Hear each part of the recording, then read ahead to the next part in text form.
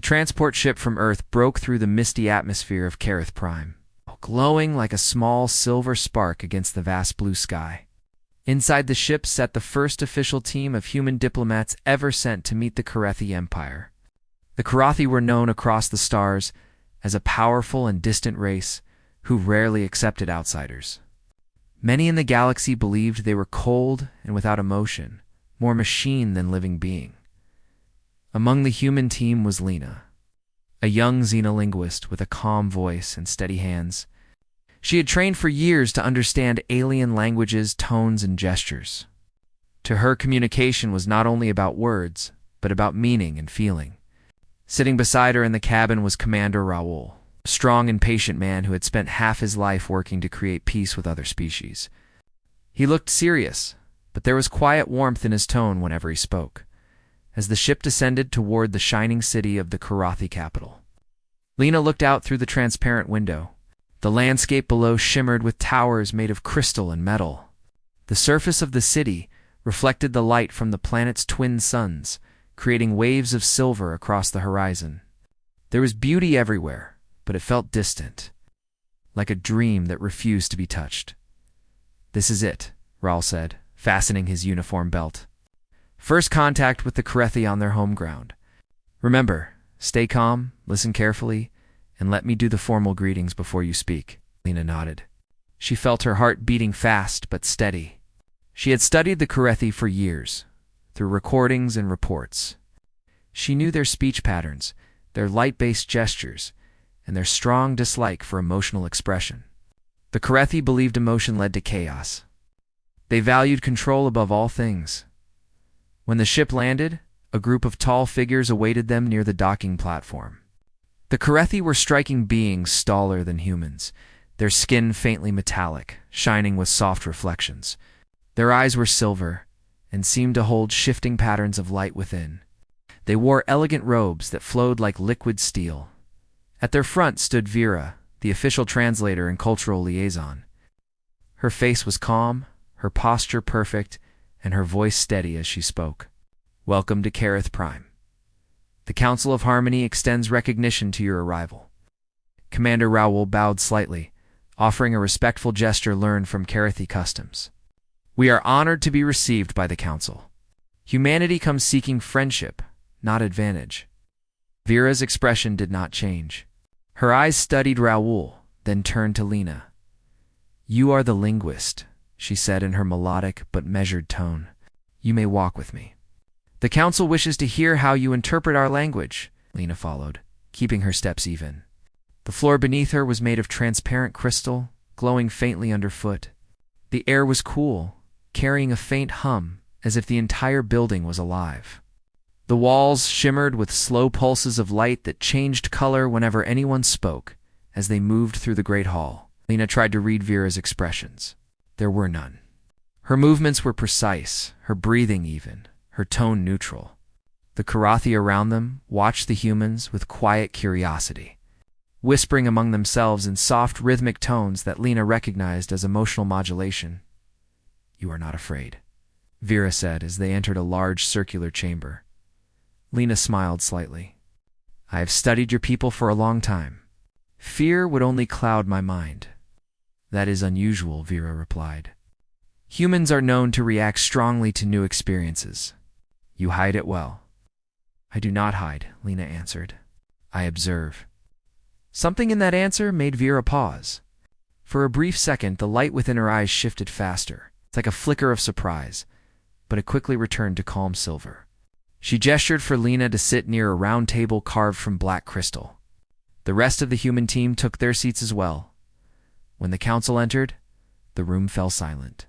The Karethi council members glided across the floor with graceful precision. Each one carried a faint aura of light that seemed to respond to their emotions. They began to speak in unison, their voices blending into a single tone. Raoul stood to address them. "We come in peace. Humanity believes that understanding leads to strength. We wish to share knowledge, not control. We respect your ways." The council listened without expression. When they finished, Vera turned to Lena. "The council asks for your translation of his intent. Speak truthfully." Lena stood and repeated Rawl's words in Karethi tones, shaping each sound carefully. She used the emotional rhythm that indicated sincerity without attachment. The chamber's walls pulsed gently, confirming a balanced reading. Vera nodded once. Accepted. After the formal exchange, the session ended. The council members drifted out silently, leaving only a few guards and aides. Rawl turned to Lena, whispering quietly, "You handled that perfectly." She smiled softly. "I only spoke what he meant." Vera approached them again. "The council is willing to allow limited cultural exchange. You will remain within the assigned quarters until further notice. Communication will be under supervision," Rawl agreed politely. "Of course, we will respect your boundaries." As they followed Vera through the shining corridors, Lena noticed how Karethi avoided direct eye contact. Their communication depended more on tone and posture than on the gaze.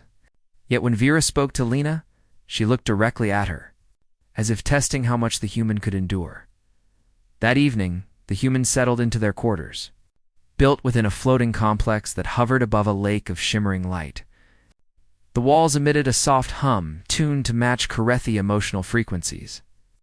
Lena found it soothing, almost musical. Later, Vera arrived to begin the first linguistic session. She brought a small device that projected patterns of light into the air. "This will help align our speech harmonics," she explained. Lena listened carefully as Vera demonstrated phrases. The Karethi language was filled with tone shifts that carried subtle meaning. A single word could express both a question and a declaration, depending on pitch. "You use sound as emotion," Lena observed. "Even when you try to be neutral, there is feeling beneath it." Vera glanced at her. "Emotion is not forbidden. It is simply dangerous. Dangerous." Vera hesitated. "Long ago, our people allowed feelings to rule our choices. It led to destruction. We learned to control ourselves through discipline. That is why we are still here." Lena nodded slowly. "I understand. But without feeling, how do you know what you protect?"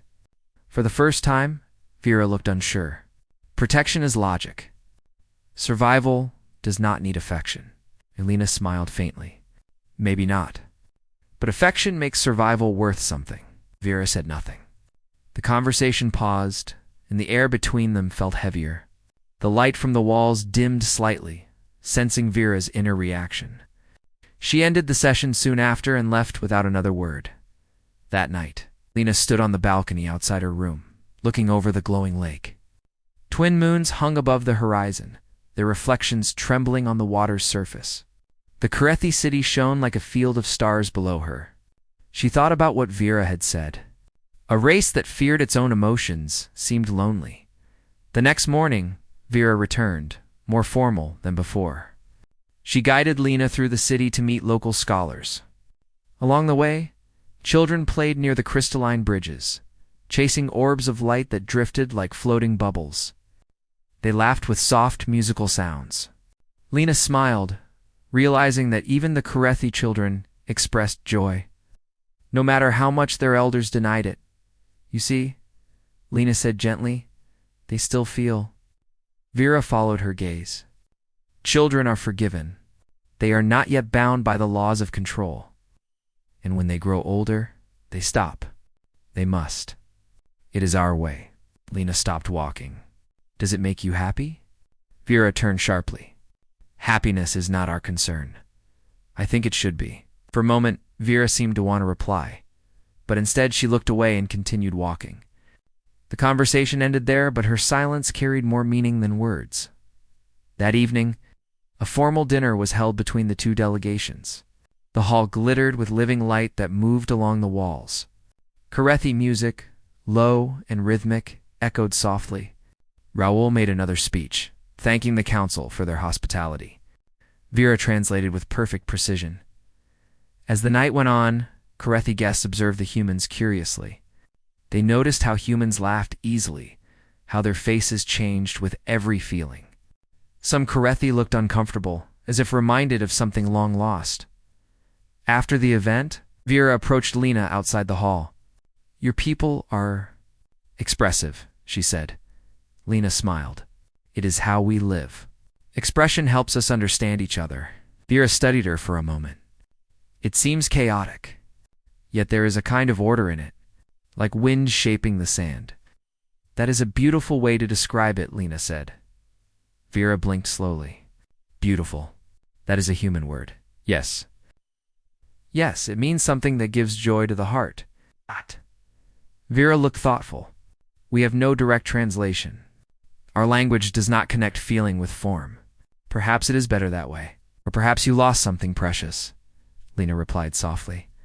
Vera turned to leave, her silver hair glinting under the hall lights.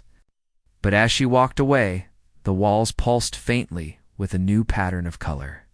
The Carethi guards noticed it too, the rhythm of curiosity mixed with something warmer later. Alone in her chamber, Vera stood before a mirror made of crystal. She whispered.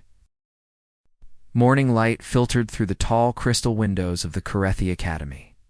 The beams scattered in soft patterns across the floor, painting silver ripples on the polished stone. The human delegation had been on Careth Prime for 1 full week, and already whispers spread through the city. The humans were different, unpredictable, yet strangely captivating. Lena spent most of her time in the language chamber with Vera. The chamber was round, its ceiling glowing faintly with color that changed with sound. It acted as a living translator, recording tone, rhythm, and meaning. Vera had designed it herself, for she was one of the few Carethi who still believed communication between species could be possible. When Lena arrived, Vera was already there, standing beside a tall console that projected shifting rings of light into the air. She turned as Lena entered. "We begin again," she said in her calm, even voice. Lena smiled politely. "Good morning, Vera. I hope you rested well?" "I rested," Vera replied. Humans greet each other by asking about rest. It is curious. "It is a small way of showing care," Lena explained. "It means we think about others." Vera seemed to consider that. "You think through feeling. We think through reason. Perhaps both can serve purpose." Lena took a seat beside the console. "Then let us start with a simple phrase today," she said. "Something emotional, but harmless." Vera gave a small nod. "Proceed." Lena tapped the control panel and spoke slowly. "Hope." The word echoed softly through the chamber. The console's rings shifted from blue to gold, showing warmth. "Hope," Vera repeated, trying to match the sound. Her version was perfect in pronunciation, but empty in tone. The console stayed blue. Lena tilted her head. "It must come from inside. The meaning is not only in the sound. Hope is a belief that something good can still happen, even when all seems lost." Vera looked thoughtful. "A concept of trust without proof, that is. Dangerous. Sometimes danger leads to growth," Lena said gently. Vera paused for a long moment, then repeated the word again. This time, the gold color flickered faintly around her voice. She looked at the glowing rings with faint surprise. "It responds differently," she murmured. "It recognizes feeling," Lena said. "Even a little." Vera lowered her gaze. Feeling can be unpredictable. But perhaps control does not mean absence. For the first time since their lessons began, Lena saw something like emotion cross Vera's face. Uncertain warmth. It faded quickly, replaced by the usual calm. But Lena noticed. After several hours of practice, Vera ended the session and walked Lena to the outer balcony. The sky of Careth Prime stretched endlessly, filled with soft mist and twin suns that glowed behind thin clouds. Below, the city moved in quiet order, citizens gliding through floating walkways that shimmered with light. "You humans speak of the heart," Vera said as they looked over the city. "What is it that makes you connect feeling with that organ?" "It is where we sense our strongest emotions," Lena explained. "When we are happy, sad, or afraid, we feel it in our chest. The heart is a symbol for what we cannot see." Vera touched the center of her chest, curious. "We feel vibration here during strong reactions." "Perhaps the same," Lena smiled. "Maybe our species are not as different as we think." Vera looked at her quietly. "Perhaps not." A faint sound behind them broke the calm. Commander Raoul and 2 Karathi guards approached. Raoul nodded politely to Vera. The council has agreed to a cultural exhibition tonight. They want to see how our species express ideas through art and sound, Vera replied. Expression is not common for us. But I will attend, Raoul smiled. Good. I think it will help both our people understand one another better. That evening, the Hall of Mirrors filled with soft light and slow music. Human musicians played gentle tones on string instruments, while Karathi observers stood in silence, studying every movement. The music was simple, yet it carried emotion that words could not hold. Lena watched Vera from across the hall. The alien woman stood still, her silver eyes reflecting the dancers. Her face revealed nothing, but her fingers tightened slightly at her side whenever the music swelled. Lena approached and stood beside her. It makes you feel something, doesn't it? Lena asked softly. Vera did not look away from the stage. It reminds me of the wind before our great storms. Calm, then full of power. It is beautiful, yet it carries danger. Beauty can have both, Lena said. It can move us and still make us cautious. Vera's eyes turned toward her. Beautiful. That word again. You use it easily. For us, it carries weight we have not spoken in ages. What does it mean for your people? Vera hesitated. It once meant harmony of soul and form. Long ago, before the Silence War, we spoke that word freely. But after the war, we decided beauty brings attachment, and attachment leads to pain. Pain is part of life, Lena said softly. Without it, how would you know peace? Vera's expression softened for an instant. Your people speak as if pain is treasure, teaches us, Lena said. Every scar carries memory. Vera said nothing more, but as the music continued, the crystal walls shimmered faintly around them. The colors shifted, sensing the tension between human emotion and Karathi calm. When the performance ended, the audience applauded politely. Karathi applause was quiet, hands raised, palms open, energy shared rather than noise made. Raoul gave a short speech of gratitude, and Vera translated flawlessly. Yet Lena noticed how Vera's tone carried a new softness, a rhythm more human than Karathi. Later that night, as the delegation returned to their quarters, Lena stood by the window again, watching the twin moons rise. She thought about Vera's words. Somewhere inside that calm, alien heart was a storm waiting to breathe again. The next morning, a message arrived from the council. It requested a private demonstration of human emotional communication. Raoul assigned Lena to lead it, saying she had the best connection with their hosts. When Vera came to escort her to the chamber, Lena noticed she looked different. Her hair shimmered brighter under the lights, and her eyes held a quiet alertness. You seem troubled, Lena said as they walked. I am considering the meaning of what you said, Vera answered. About beauty and pain. It is difficult to understand. Understanding comes slowly, Lena replied. Sometimes words are only doors. You need to step through them to see what is beyond. Vera looked at her, puzzled but curious. You make words sound alive. They are, Lena said with a small smile. They can change hearts. Inside the council chamber, Karathi leaders sat in a circle. The walls glowed faint blue, showing neutrality. Vera stood beside Lena as she explained that humans use tone and expression to communicate beyond logic. Would you demonstrate? Asked one of the counselors. Lena took a deep breath and nodded. She spoke softly, her voice steady, but full of feeling. When humans speak from the heart, we do not hide our tone. We allow sound to carry warmth. It shows trust. The counselors observed without expression. Vera translated carefully, but when she finished, the walls flickered with a faint trace of gold, a sign of positive emotional response. The counselors murmured quietly among themselves. One asked, Does such openness not lead to weakness? Lena replied, It can, but it also builds strength between minds. We protect each other through trust. Vera hesitated before translating. When she did, her voice trembled slightly at the end. The color on the walls deepened to gold. After the session, the counselors dismissed them. As they left the chamber, Vera walked silently beside Lena. Outside, the air shimmered with soft mist, and for a long moment, neither spoke. Finally, Vera said, "When you spoke, I felt something here." She touched her chest again. It was not pain, but it was strong. Lena smiled gently. "That is what connection feels like." Vera looked away, her expression uncertain. "It frightens me." "I know," Lena said quietly. "But sometimes fear means we are waking up." They walked together along the crystal bridge that stretched across the glowing lake. Below them, the reflection of the moons rippled with soft light. Vera slowed her steps, watching how the water responded to the wind. "On your world," she asked, "do people speak of the sky like this?" "Yes," Lena answered. "We look at it and remember how small we are, yet how much beauty still surrounds us." Vera repeated the word again, as if tasting it. "Beauty," Lena nodded. "Yes."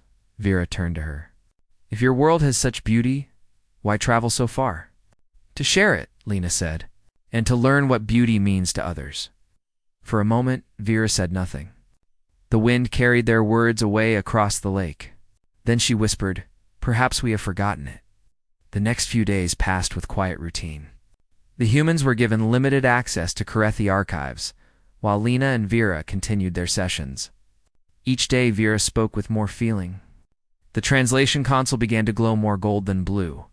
It recognized warmth, but with progress came unease. Some Karathi officials began to whisper that the humans were influencing their people too deeply. Emotion, once forbidden, was slowly returning to their voices. One evening, as Lena prepared her notes, a young Karathi messenger arrived. "The council wishes to question your methods," he said politely. "They fear your lessons may cause instability." Lena nodded, hiding her concern. When she met Vera later, she explained what she had heard. Vera's calm face showed a trace of worry. "They fear what they cannot control. Perhaps they are right to fear. Change brings risk. Do you think it is wrong?" Lena asked. The twin suns of Kareth Prime had begun to fade behind the horizon, leaving the sky painted with shades of silver and violet. The air was calm, carrying the soft hum of the floating city as it prepared for the annual Festival of Light. It was the only time of the year when the Karethi allowed open celebration.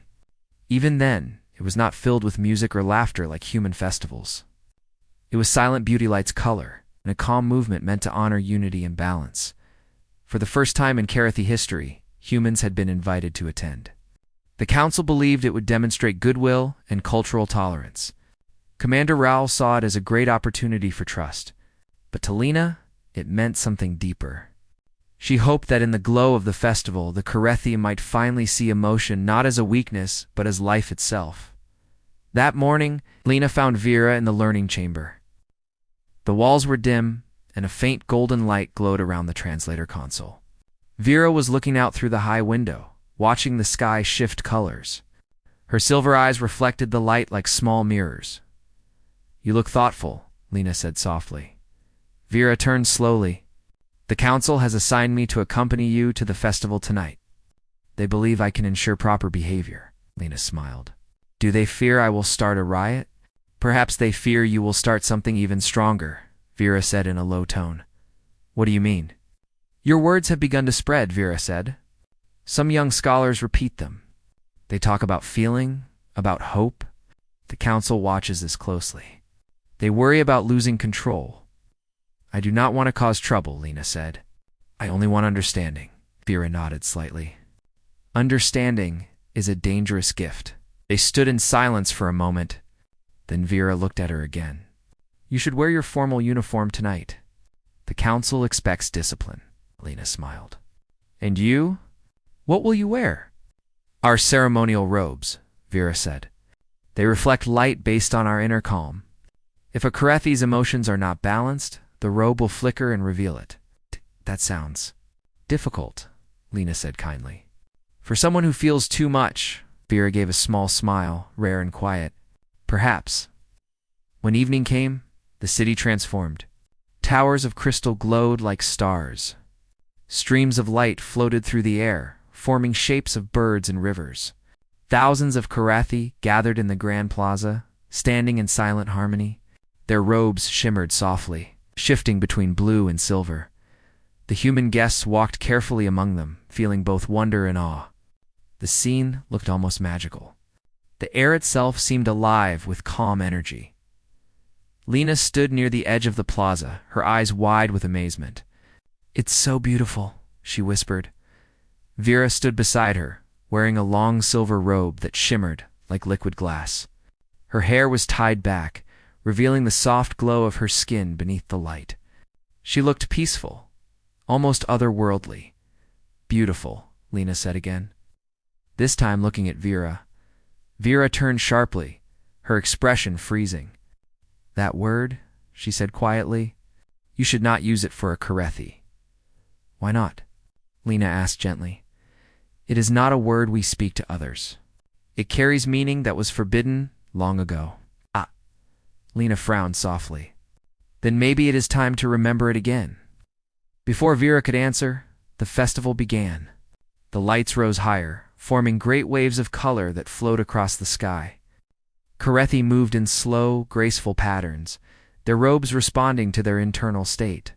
The calm ones glowed brightly. The anxious flickered dimly. It was said the city itself read the hearts of its people.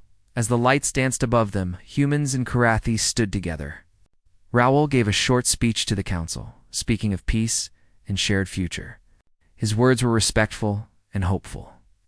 Vera translated every line perfectly, her voice echoing gently through the hall. When he finished, soft applause filled the air. Then music began low. Steady tones played through the light itself. It was unlike anything Lena had heard. The sound felt alive, vibrating through the air like the heartbeat of the planet. Lena turned to Vera. "Do you ever dance?" Vera looked surprised. "Dance? Yes. When music plays, humans move with it. It helps us feel closer to each other." "That is not our way," Vera said. "Movement has meaning only in ritual." "Then tonight, make it your ritual," Lena said kindly. "One of your own."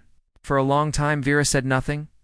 Then she stepped forward slowly, allowing her robe to catch the colors around them. She moved gently, her motions deliberate but graceful. It was not quite a dance, but something close. Lena smiled and followed, her steps light and flowing. Some Karathi turned to watch, surprised but not offended. The crystals around them began to glow brighter, reacting to the emotion spreading through the air. The colors shifted from silver to warm gold. The crowd murmured softly in awe. Never before had the crystals displayed such hue during the festival. To the Karathi, gold symbolized life's warmth, something they had buried deep within their culture long ago. Vera stopped and looked around, her expression uncertain. "What is happening?" Lena whispered, "Maybe your people are remembering." Vera's eyes glowed faintly. "It feels strange." "The air is warm. It's feeling," Lena said. "It's what connects us." For a brief moment, the two stood at the center of the glowing plaza, surrounded by shimmering light. Human and Karathi, heart and mind, calm and warmth. The sight was unlike anything Kareth Prime had seen in centuries, but not everyone was pleased. From the upper levels of the plaza, council guards exchanged uneasy glances. The leader of the council, High Speaker Relin, leaned toward another official. "The emotion spreads too quickly. We must stop this before balance is lost." Down below, Vera seemed to sense their disapproval. Her glow dimmed slightly. She turned to Lena. "We should stop." "They do not understand." Lena shook her head. "If you stop now, they will fear what they do not know. But if you keep going, they might see it as beauty, not threat." Vera hesitated. Then, slowly, she lifted her hand. The light responded, swirling upward like a soft flame. The entire plaza filled with gold radiance. The Karathi crowd gasped softly, their own robes glowing in response. From the stage, Commander Raoul smiled. He understood what was happening. He saw not rebellion, but awakening. After the ceremony ended, silence fell.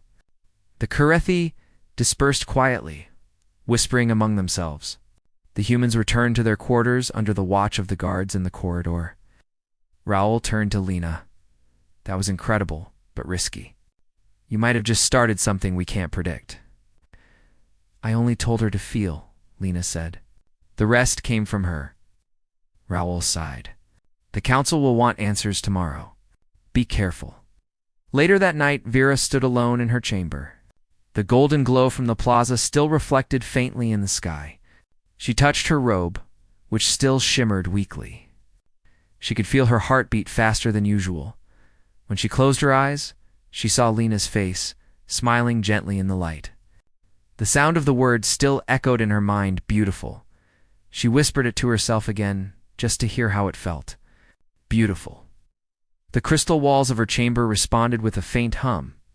Light rippled across the surface, reflecting warmth back at her. It was as if the city itself recognized the word. Vera stepped toward the mirror, studying her reflection. For the first time in her memory, she saw something more than the calm of control. She saw life. The next morning, the city buzzed quietly with rumor. Citizens spoke about the golden light that had filled the festival. Some said it was a sign from the ancient spirits. Others whispered that the humans had awakened forbidden emotions. The council summoned Vera immediately. She stood before them with steady posture, but her mind was restless. High Speaker Relin spoke first. You allowed emotional contamination during a sacred event. Explain yourself. I did what felt right, Vera said calmly. The humans spoke of connection. I believed it harmless. Relin's voice was sharp. You disobeyed the law of restraint. Perhaps the law needs to change, Vera said, surprising even herself. Perhaps control without feeling is not balance but emptiness. The room fell silent. The council members looked at each other in shock. Leave us, Relin said coldly. You are relieved of duty until further notice. Vera bowed slightly, then turned and walked out. Her steps were steady, but inside she felt both fear and freedom. For the first time, she had spoken her heart aloud. When she met Lena later that day, she said simply, They removed me from my post. Lena's eyes widened. I'm sorry, Vera. This happened because of me, Vera said. It happened because of truth. She paused, looking directly at Lena. When you said that word to me, when you called me beautiful, I did not understand it. Now I think I do. It means to see value in something simply because it exists. Lena smiled gently. That's part of it. I never thought anyone could look at a Karethi and say that, Vera said softly.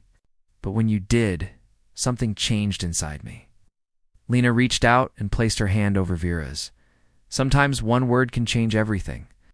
Vera looked down at their joined hands, her silver skin glowing faintly under Lena's touch.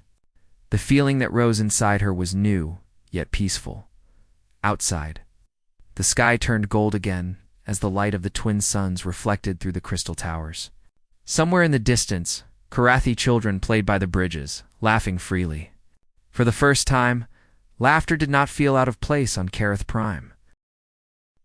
The morning after the Festival of Light, Kareth Prime was unusually quiet. Citizens moved carefully through the streets, their robes flickering faintly as if reflecting some internal unrest. The golden glow of the festival still lingered in the memory of many, and the air seemed heavier. Filled with curiosity and tension, Vera walked through the floating corridors of the city's central complex.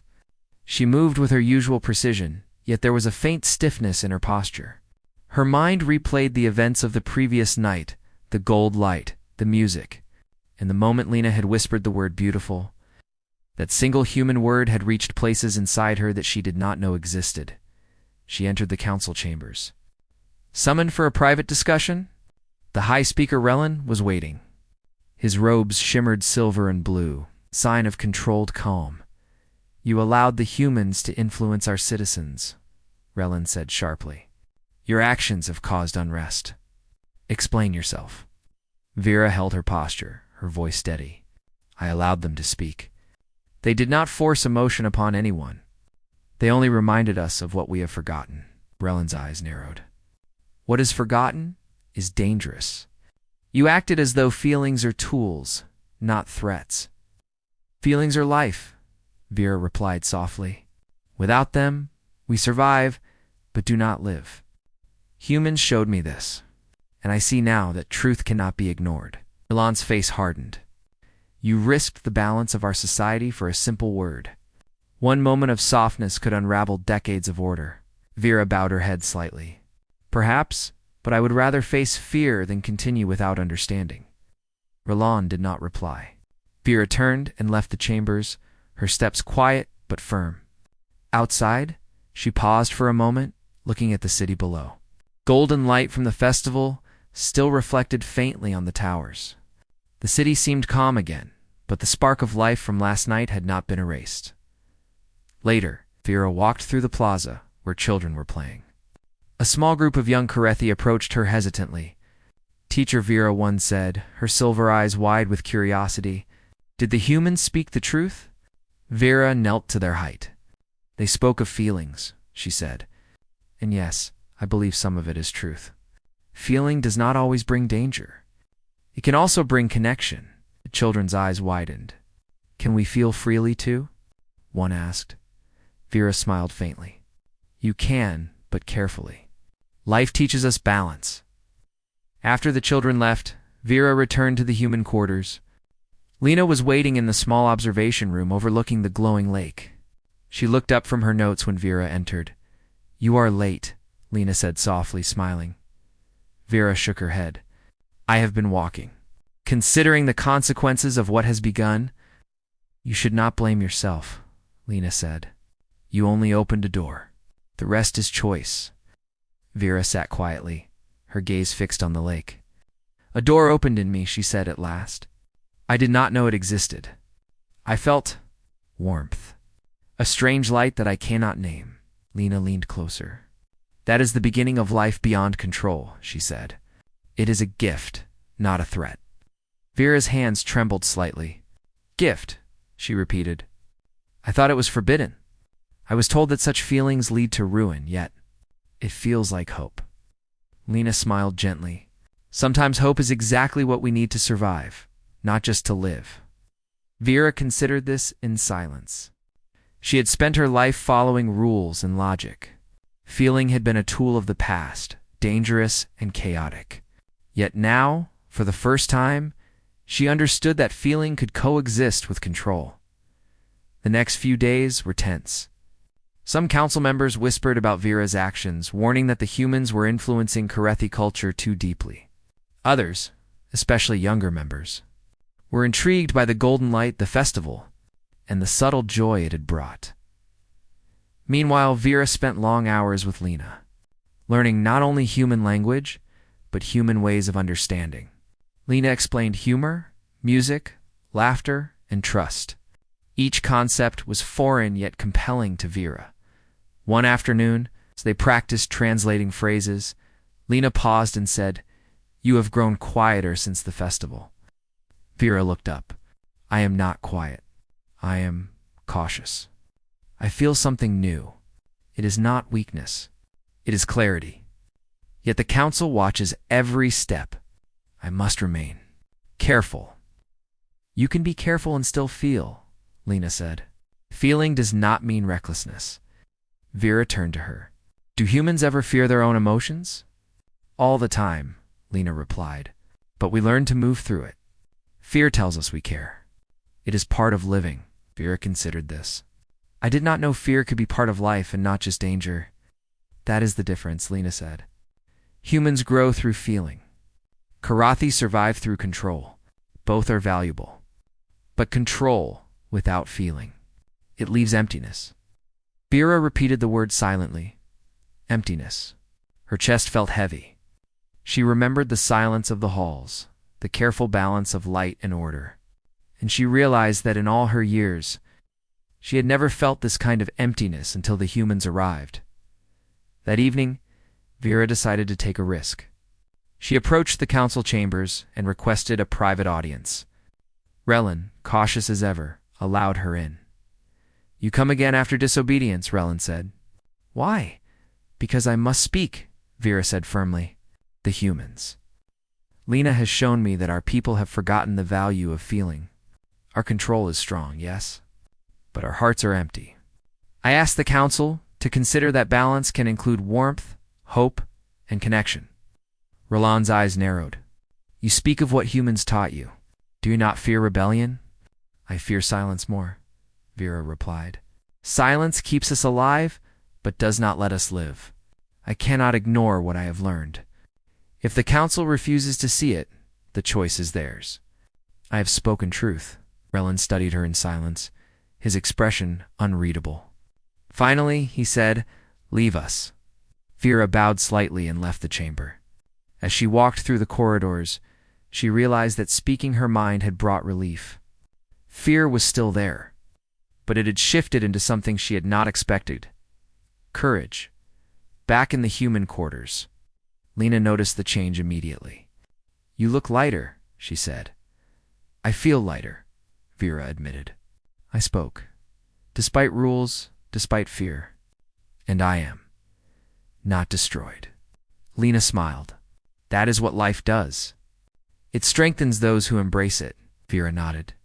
Your people live with courage every day. I have only glimpsed it now. In the days that followed, Vera began to experiment. She allowed herself to respond to music, laughter, and small gestures of kindness. She did not let it overtake her logic, but she noticed the way the golden light began to appear more often around her robes. The city seemed to recognize her change. One afternoon, while walking along the crystal bridge, she saw a small Korechi child staring at Lena and her. The child asked softly, Teacher Vera, will humans teach us to feel like you? Vera looked at the child and smiled. They cannot teach, but they can remind us, and we can choose to remember. The child nodded, understanding more than the years would suggest. Vera realized then that her role was not only to translate language, but to translate life. She was building a bridge between her people and the humans, not of power, but of connection. That evening, as the twin moons rose over the city, Vera and Lena walked together in silence. Neither spoke at first. The air was still, carrying the soft glow of the towers.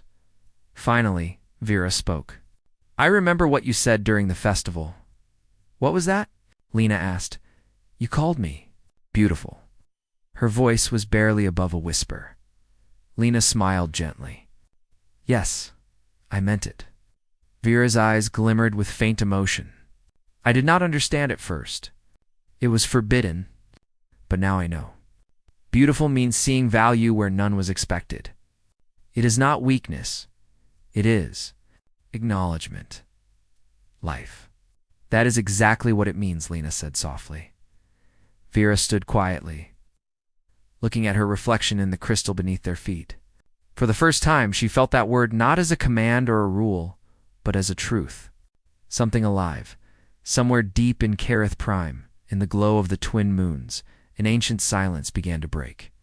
Vera felt the first stirrings of warmth that she could not ignore. It was not danger. It was understanding, and though the council still watched her every move, Vera knew something had shifted. The Karethi heart, once closed, had begun to beat again.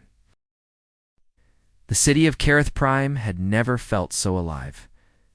The golden light of the Festival of Light lingered in the minds of its people. For weeks after the event, whispers of warmth and curiosity spread through the streets. The human delegation remained in their quarters, but their presence had already shifted something in the hearts of the Karethi Vera. Walked through the central plaza that morning, her silver robes glowing faintly gold. Citizens turned to watch her with quiet respect.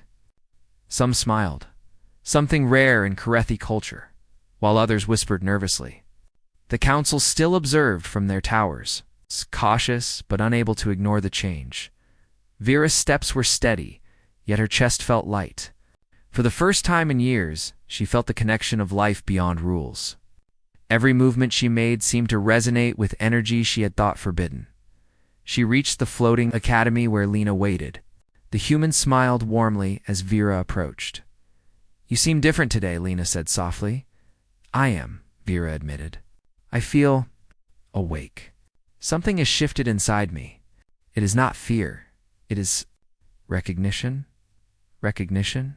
Lena asked, tilting her head. Yes, Vera said. Of life, of warmth, of connection. You showed me a world I had forgotten. Lena reached out and placed her hand over Vera's. It was always there, waiting for you to see it. Vera held her gaze. And you, were brave enough to speak it aloud. To call me beautiful? That is truth, Lena said simply. Truth is never weak. It is always strength, Vera nodded. The words echoed in her mind like music. For centuries, Karathi had hidden their feelings, believing them dangerous. Yet here was proof that feeling could coexist with control, that warmth could be guided without chaos. Later that day, the council called an emergency meeting. The golden light of the festival still reflected faintly on the towers, a reminder of change. Vera entered the chamber with measured steps, her robe glimmering softly. High Speaker Relin spoke first.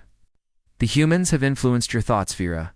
Some claim you have acted against the law of restraint. Vera's voice was calm but firm. I have acted for understanding. Emotion is not chaos, it is life. Without it, our survival is empty. I ask the council to reconsider the meaning of balance. Perhaps it includes connection and warmth, not only control. Relan's eyes were sharp, but he did not interrupt. Other council members whispered among themselves, uncertain how to respond. For years, the rules had been absolute, and now a Karathi dared to challenge them with courage. Finally, one young counselor spoke. What Vera says makes sense. We have survived for centuries, yes? But do we live? If we never feel what is life worth? Another nodded. The festival showed us something we forgot.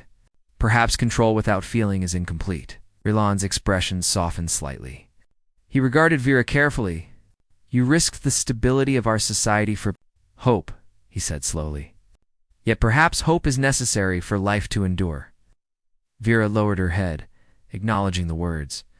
The council had not fully agreed, but the seed of change had been planted. Later, in the quiet of the evening, Vera and Lena walked along the crystal bridge that stretched across the glowing lake.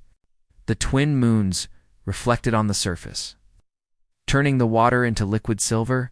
I never imagined life could feel like this, Vera admitted. The warmth, the connection. I thought it was forbidden. It was not forbidden, only forgotten, Lena said. Humans live with heart and mind together. Karathi can too, if you choose. Vera looked down at her reflection. I choose, she whispered. Then it begins, Lena said. For days, Vera continued to guide her people in small ways. She encouraged young scholars to express curiosity, allowed laughter in the learning chambers, and permitted music to fill empty halls. The city responded subtly. Robes glimmered more often with gold and silver together. A sign that internal harmony was returning. One afternoon, Vera led Lena to a quiet observation deck overlooking the city. Below, children played freely on the crystal bridges. Some laughed openly, while older citizens watched with surprise, even amusement. Do you see? Vera asked softly. Even the smallest hearts remember? Yes, Lena said, smiling. And the older ones will follow slowly, Era nodded. She looked at Lena, her eyes reflecting the light of the moons. I must thank you. You showed me something I could not have remembered on my own. You gave me courage to see what is hidden inside me. Lena shook her head gently. It was never only me. You opened the door. I only held it for you. Vera's hand hovered near Lena's, unsure whether to reach for it. The feeling inside her chest was new, warm, and steady. Finally, she placed her hand over Lena's. The touch was light, yet electric with meaning. You understand what this means? Lena asked softly. Yes, Vera said. It is connection, trust, perhaps friendship, something humans call joy. Then it is real, Lena said. The moons rose higher, casting long silver beams across the city. The light reflected in the lake, shimmering over the crystal towers. Vera felt the glow inside her chest. It was not fear. It was strength born from warmth. Meanwhile, the council observed the changes cautiously. Some members had begun to see the value in Vera's actions. The festival, the music, the words of hope, and the golden light had reminded them that life without feeling was not complete. High Speaker Relin, though hesitant, finally spoke in the chamber. Vera, your actions have challenged our traditions, yet they have reminded us of what has been forgotten. I cannot fully approve, but I will not punish you. Perhaps there is room for reconsideration. Vera bowed slightly. Thank you. That is all I ask. In the days that followed, the city of Kareth Prime began to change in quiet ways. Public areas allowed laughter. Music could be heard softly in the halls. Golden light glimmered more often alongside the silver. Even the council spoke cautiously of hope and connection. Acknowledging their importance, Vera continued her work with Lena, guiding Karathian humans together in understanding.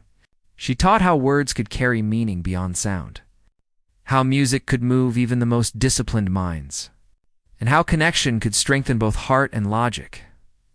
One evening, as the twin moons rose again, Vera and Lena walked alone along the lake. Lena stopped and looked at Vera, her expression gentle. "Do you know what you are?"